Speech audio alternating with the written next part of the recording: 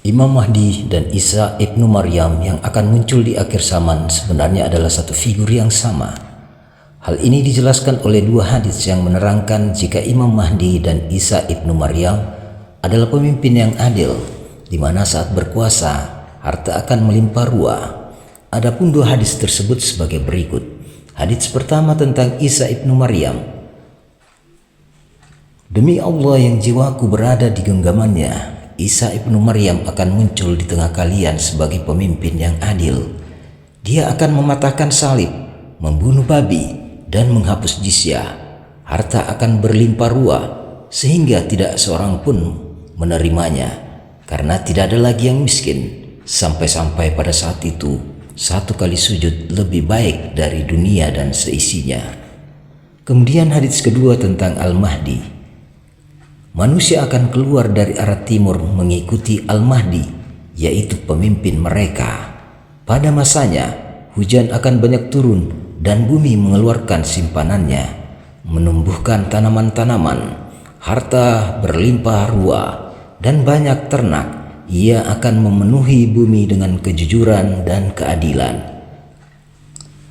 Jika melihat kedua hadits tersebut, maka Imam Mahdi dan Isa ibnu Maryam disebutkan sebagai pemimpin yang adil, sehingga tidak mungkin ada dua pemimpin di antara umat muslim. Kesalahan persepsi inilah yang memunculkan hadits palsu tentang siapa yang memimpin sholat, apakah Imam Mahdi atau Nabi Isa, sehingga orang-orang bodoh mengarang hadits doif kalau Nabi Isa mempersilahkan Imam Mahdi jadi imam sholat. Jadi keduanya adalah satu pribadi yang sama, cuma dipisahkan dalam hadits yang berbeda, padahal dia adalah sosok yang tidak terpisahkan. Sebagaimana Nabi Isa alaihissalam dahulu, Imam Mahdi pun di akhir zaman nanti akan diperkuat oleh Roh Kudus. Hal ini dijelaskan dalam Al-Quran surah Al-Baqarah ayat 87 dan ayat 253. Kami telah memberikan kepada Isa putra Maryam bukti-bukti kebenaran, serta kami memperkuat dia dengan Rohul Kudus. Al-Quran surah Al-Baqarah ayat 87. Dan kami beri Isa putra Maryam beberapa mujizat, dan kami perkuat dia dengan Rohul Kudus. Al-Quran surah Al-Baqarah ayat 253. Dengan kehadiran Roh Kudus atau Jibril yang memperkuat keimanannya dan mengajarkan ayat-ayat Allah ke dalam kolbunya, menjadikan Imam Mahdi seolah menjadi titisan Nabi Isa alaihissalam. Pada dasarnya Nabi Isa alaihissalam sudah berabad-abad lamanya meninggal dunia, dan agama Islam tidak mengajarkan bahwa orang mati bisa kembali lagi ke dunia, sebab jika itu benar-benar terjadi pasti mengerikan karena disangka hantu.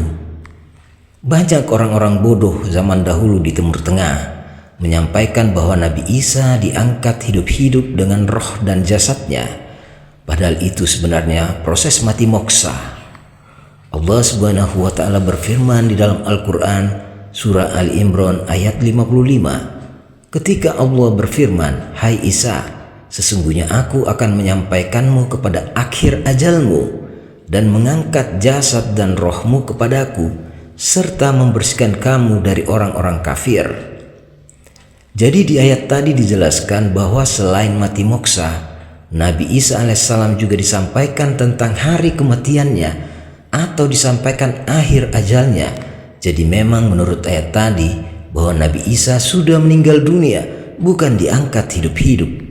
Begitupun Imam Mahdi termasuk orang yang mengalami kematian moksa dan juga mengetahui kapan hari kematiannya, tapi tidak memiliki mujizat atau karomah agar membedakan dia dengan para penipu dan pendusta yang mengaku sebagai wali Allah. Di dalam sebuah kitab disebutkan bahwa ada 10 orang di akhir zaman nanti yang akan tertitis dan yang akan mengalami mati moksa, dan pemimpin yang adil itu adalah orang yang ke-10. Jadi Imam Mahdi adalah orang ke-10 yang tertitis Nabi Isa atau Isa putra Maryam, dan akan mengalami mati moksa di akhir hidupnya. Dan Imam Mahdi selalu terafiliasi dengan Nabi Isa alaihissalam di dalam ayat-ayat Allah pada kitab-kitabnya. Sehingga dengan demikian, jika Al-Quran berbicara tentang Isa ibnu Maryam, maka tentunya hal itu berarti tentang Imam Mahdi juga. Imam Mahdi diberi kuasa oleh Allah untuk melaknat orang-orang kafir sebagaimana Allah melaknat iblis. Allah Subhanahu wa taala berfirman di dalam Al-Quran surah Al-Maidah ayat 78. Orang-orang kafir dari Bani Israel telah dilaknat melalui lisan Daud dan melalui lisan Isa putra Maryam. Yang demikian itu karena mereka durhaka dan selalu melampaui batas atau melampaui hukum-hukum Allah di dalam Al-Quran. Imam Mahdi akan menghalalkan apa yang diharamkan manusia, seperti bawang, pakaian sutra, perhiasan dari emas, dan lain-lain. Dan aku Isa ibnu Maryam sebagai seorang yang membetulkan Taurat yang datang sebelumku, dan agar aku menghalalkan bagi kamu sebagian dari yang telah diharamkan untukmu. Al-Quran surah Al-Imran ayat 50. Sebab masalah halal dan haram ini harus disampaikan oleh Imam Mahdi karena adanya ajaran dari bangsa Ya'juj dan Ma'juj tentang tambahan benda atau makanan yang diharamkan seperti bawang putih, bawang merah, sutra dan emas. Padahal hal ini sudah ditegaskan dalam Al-Quran. Allah Subhanahu wa taala berfirman di dalam Al-Quran surah An-Nahl ayat 115. Sesungguhnya Allah hanya mengharamkan atasmu bangkai, darah, daging babi, dan hewan yang disembelih dengan menyebut nama selain Allah.